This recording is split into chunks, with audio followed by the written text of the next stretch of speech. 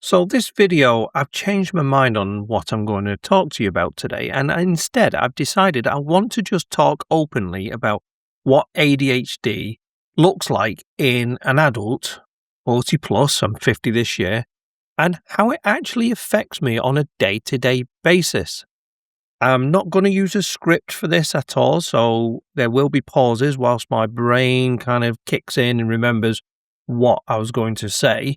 But this is one of the problems that a lot of people who don't have ADHD don't actually realize. So, ADHD, I was diagnosed last year with this at the age of 49. I was diagnosed with dyslexia 2 years earlier, which kind of led on to the ADHD diagnosis as well.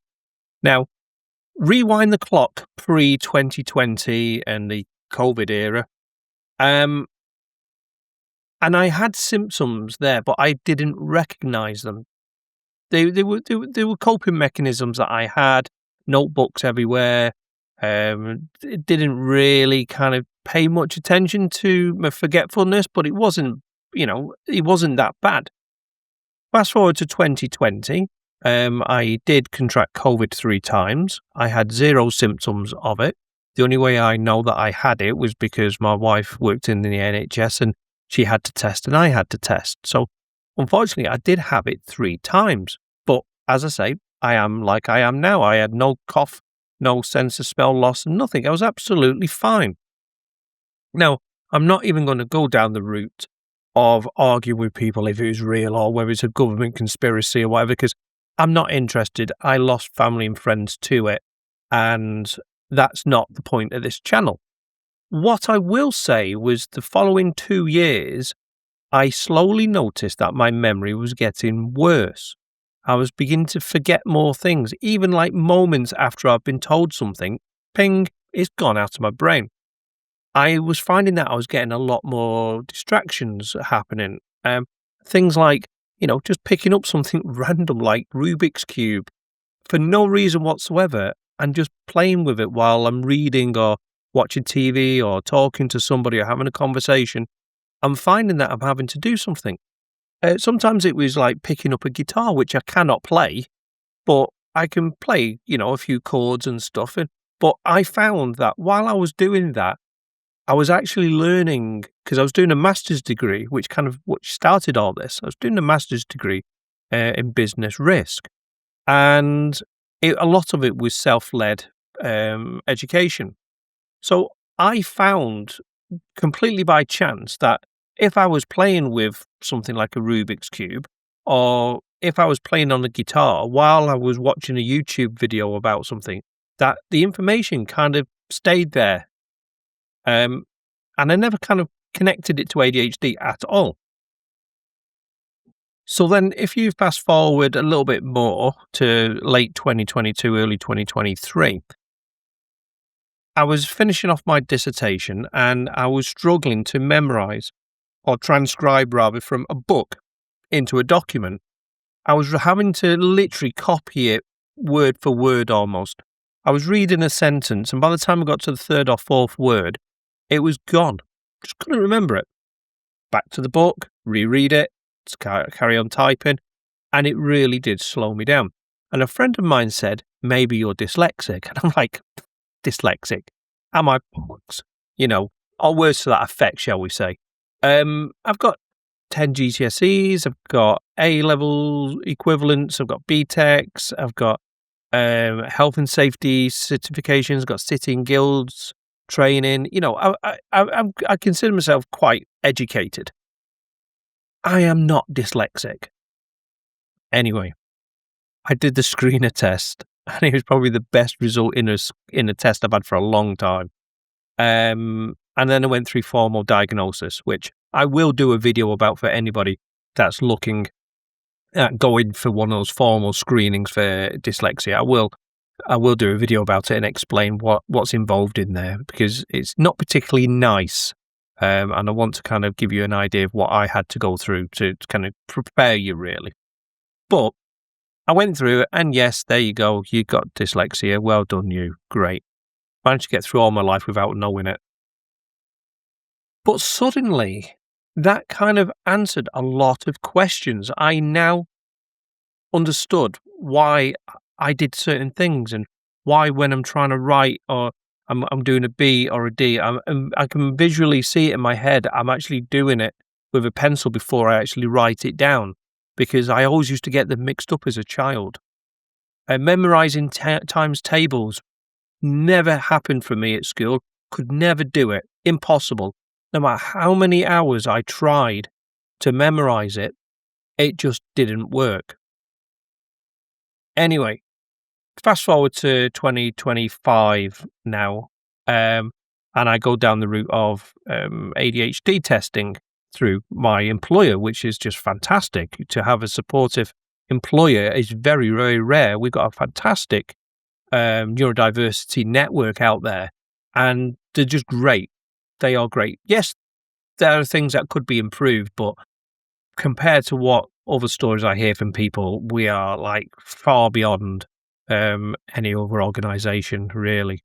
Um, so anyway, I went through the diagnosis, and yes, I got diagnosed with ADHD. Congratulations, that's another perfect score. Um, and that was September 2025 when I actually finally got the final diagnosis. I was then told, look, do you want to go into medication to try and help and see if it helps you? And I'm like, I will try anything to try and give me the ability to zone out everything else that's happening. And I'm going to come on to that in a second as to what that's like. But I will try anything. So that was September 2025. We are now mid-May 2026. And I am still waiting for that initial titration to start with Psychiatry UK. I don't know how long I'm going to be waiting for before it starts. I was hoping to have started by Christmas, but that's just been and gone, and we're now, like I say, coming into the summer months nearly. I don't know how long it will take, but it's it's frustrating to wait. I understand there's a shortage of medication. I understand there's a shortage of people that they can treat at once, but it is frustrating, especially when you just have zero comms for like 5 months, 6 months, nothing at all, no idea where I am in the queue or anything. So anyway, back to the story of how does it affect me on a day-to-day basis. So first thing is, I wake up in the morning, I am so groggy. I feel like I've had a hangover. I will have had 8, 9, 10 hours sleep. I will wake up and I will feel like I've had a hangover. And the reason for this is because my brain is so active during the day and everything's being absorbed by my brain and my eyes, all the sensory things, all the conversations I'm listening to, all that's being absorbed. It's only when I go sleep does my brain go, right, let's do something with all that information. Let's try and focus and let's try and store as much of that as we can. So your brain is then working all night, trying to organize that information, that thoughts, those, those moments in the day where you regret saying something, and it'll fire them into the loop system. So you relive it every day for a while. It does all that. That means that even though I'm asleep, my brain is active. So when I wake up in the morning, I do not feel refreshed at all. I am groggy, I am tired, I am sleepy. So wake up feeling like that normally takes me about 5 to 10 minutes, just lying in bed, just kind of trying to bring myself around to actually getting up in the morning. I can only describe it as feeling like hungover, but it's just heavy, woolly head. It normally takes me a good 10, 20 seconds to even remember what day it is. Is it weekend? Is it not weekend? Do I need to get up? Do I not? So it can take me a little bit to get started. So get up, go and get a shower straight away in the morning. I love having a shower, hot shower, get the blood flowing. It kind of helps clear my head. So I could stand in the shower for 5, 10 minutes, thinking about things, but not actually washing my hair or washing myself. I am just literally in a trance, remembering things, processing the day, what meetings have I got, that kind of thing. So a good 5, 10 minutes, easy, just doing nothing but in a zombie state. get up. I'm quite lucky. I do have the ability to work from home pretty much most days, which is great. So my commute is like literally a minute to my office. So that's fine. When I do have to travel to the office or when I'm commuting, I have to get up even earlier, which is even worse. So yeah, I am quite lucky that I do get to work from home, which really does help me. Um, so we'll say that I come into my office, turn on my laptop straight away, bang, I'm in the email straight away. Bit of advice, avoid caffeine. Tea, coffee, avoid it. Decaf is the future, okay? The reason for this is because your brain, if you're neurodiverse, caffeine has the opposite effect on us. So instead of making us all wired and energetic, it actually just makes us want to go sleep. And for years, I used to drink coffee continuously thinking, this is not working on me. I'm obviously immune to caffeine now. I need something to zip, give me a bit of a zip, a Red Bull or something, and then I'll be asleep for an hour. So yeah, you need to avoid caffeine if possible. It doesn't help us. It just makes us tired. If you're struggling to sleep, go and get a coffee before you go to bed. You'd be great. Neurotypical people, completely opposite. So have a decaf coffee, start to work, go through my emails, and then something in my emails will probably catch my eye. And it's some piece of work that actually somebody's asked me about. There's no time pressure on it. They just want to know a little bit of information. Can I do it? And straight away, my brain's going, right, we're going into this full bore, all hands to the pump. We're going to do this bit of work before 9:30 to prove that we can. And then I'm like, later on, I'm like, why did I waste time doing that when somebody just asked me a simple question? Why did I have to do all that work? Why did I go on YouTube and start researching something? Why am I using AI to give me statistics on something? They only asked me a question, but it was an interesting topic or is an interesting suggestion. And straight away, that's got my attention. All the other stuff that's piling up around me, my work and my work log and things like that. Oh yeah, no, forget them. I am doing this. This is like interested to me. This is like proper engaging for my brain. So then I tend to forget to eat. So normally have my breakfast around about 10:30 because I kind of forget. My lunch, maybe 1-ish, 1:30, and then I'll have an evening meal maybe about 6:00. But I have to remember to eat because when I'm engaged with something, I lose track of time. And I definitely don't drink enough during the day. So drinking and eating, I have to remind myself. Now, most common people will go, how do you forget to eat? Surely your stomach's telling you. Oh, yeah, I've got alarms going off in my head telling me you need to eat, but I'm just engrossed in the work that I'm doing that I kind of just go, oh, well, give me another 15 minutes and I'll go and get some lunch. It's like when if you ever ran, you're starting to run and you go, right, I'll run to that next lamppost and then I'll have a bit of a walk. Oh, I'll make it to the next one after that and then I'll have a bit of a walk. That's kind of how I work when I'm totally focused. And that's where the hyper-focus bit comes in. You lose track of time. You just do. It just disappears. Don't know where, just disappears. I have meetings quite often during the day. Most of them are on Zoom or Teams. I have notebooks everywhere. I have to write notes down. The problem is I used to be a GP in a previous life, I'm sure, because my handwriting is terrible. Even for me, I struggle to read some of my writing.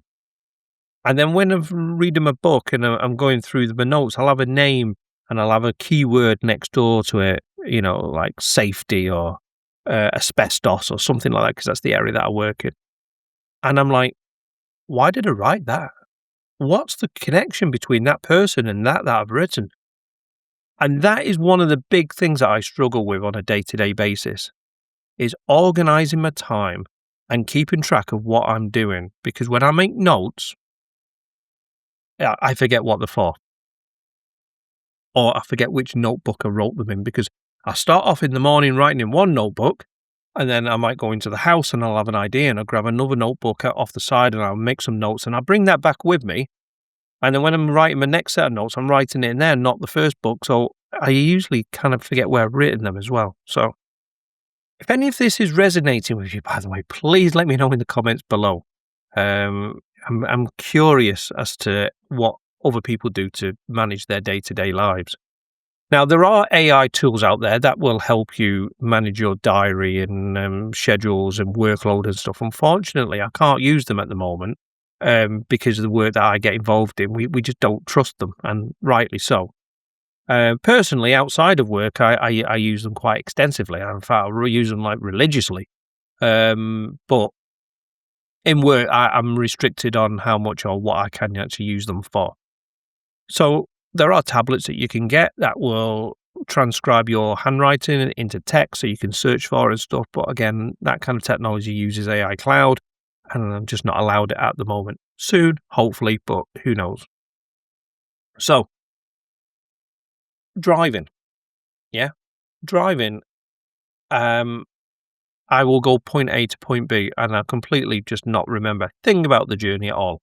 I've been processing stuff in my brain. I've been working out how to write an iPhone app about something, or I'm trying to memorize a karate kata in my head because it's a new one I'm learning. And while I'm driving, that's where my head is. I've been driving now for 32 years, and I've, touch wood, never had an accident that was my fault. I've had two that somebody rear-ended me. Not my fault. I was actually stationary.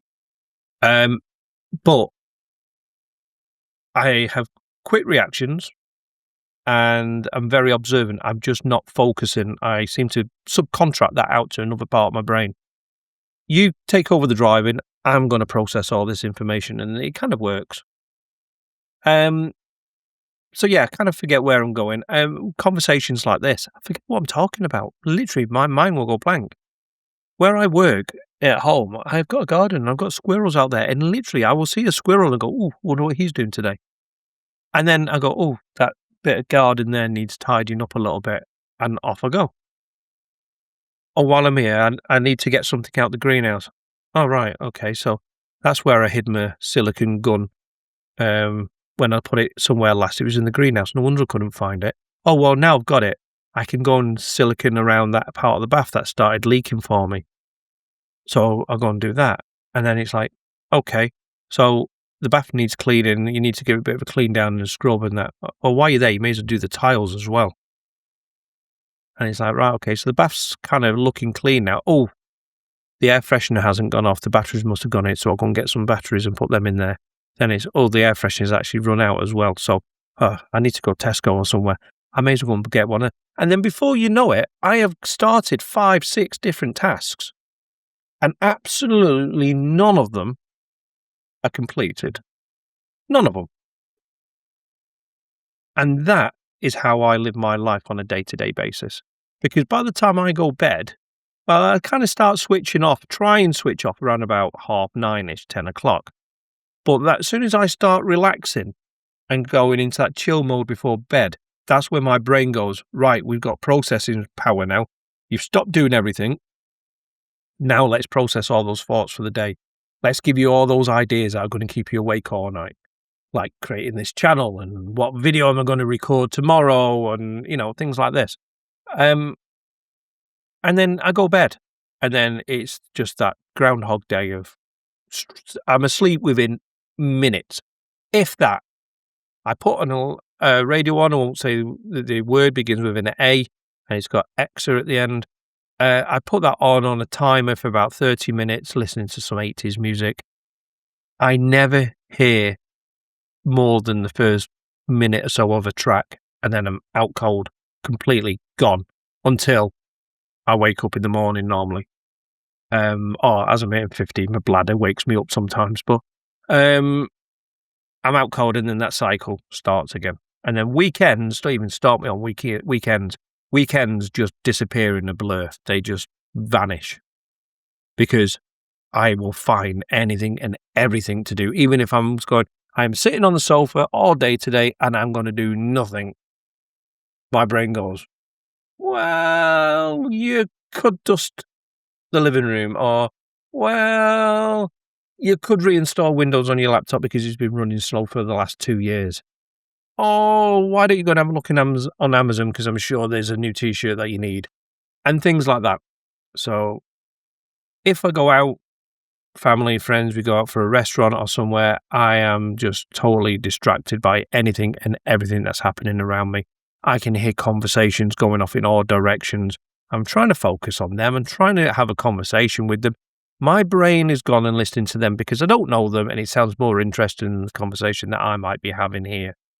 Then I'm looking around and I'm going, oh, that person over there, I wonder what their name is. And I don't know if this is just me, but I try and guess people's ages. I try and guess people's ages when they come into a restaurant or a cafe or something. I go, they look like. And I've got no intention of asking them, but I try and guess people's ages. And sometimes they're occupations, but definitely ages. And I don't know why I do it. So every time somebody comes in, I'm trying to guess their age. No idea who they are, what age they are. I've got no idea. But my brain tries to guess and things. And number plate recognition as well. That's the thing, dyslexic. But my brain will recognise license plates. Oh, saw that car yesterday. It's a regular one, that one. Oh, that car spells out this. And it's like, does anybody else do that while they're driving? But anyway. Right, I've waffled on for about 20 odd minutes now, so I'm not going to apologise because this is actually therapy for me. And hopefully, if you're watching this and you've kept till now, give me a hearts in the comment if you made it till now. But I hope this kind of explains a little bit of ADHD to you, especially if you don't suffer from it, but you know somebody that does. And they're like a ping pong ball bouncing around tasks all day long. Or you'll be having a conversation about a thought and you're in conversation and then ping, off they go and they change the subject completely, because in that moment, they know if they don't change the subject and tell you something within the next minute, it's gone. They will not be able to remember what it was. That's why we do it. And then there's the other one. I've done a video on this. I'll link to it above here, hopefully somewhere around this area, maybe, about RSD and how RSD can affect you, which is rejection sensitive dysphoria. It's how people with ADHD, we completely lose it, and what you might call over the top reactions to a simple change in time or somebody cancelling and rescheduling a booking or whatever it might be, something minor, something that you would deal with normally and just ignore it. For us with ADHD, that can be enough to just completely trigger us and send us into a spiral for hours, if not days. But I'll link to that in this video above. Go and watch it, it's worth it. So let me know in the comments below, how does ADHD affect you or your loved ones on a day-to-day basis?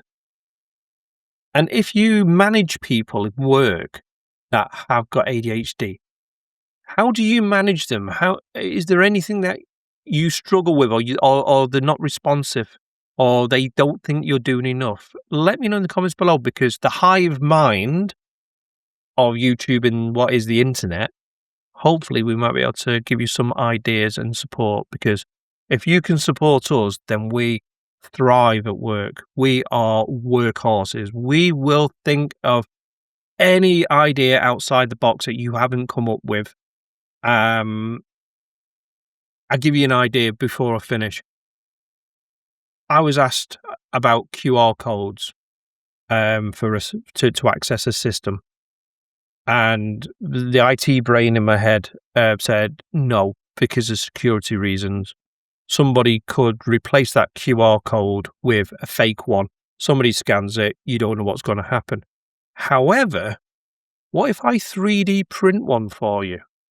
That's a little bit more difficult to forge, isn't it? So I 3D printed a QR code, which it works absolutely fine. But it's that thinking outside the box that we do. Anyway, thank you for watching. Hope this video was of interest. It is a vlog. It is my life. It is me 50 coming to terms with ADHD. And I will see you in the next video.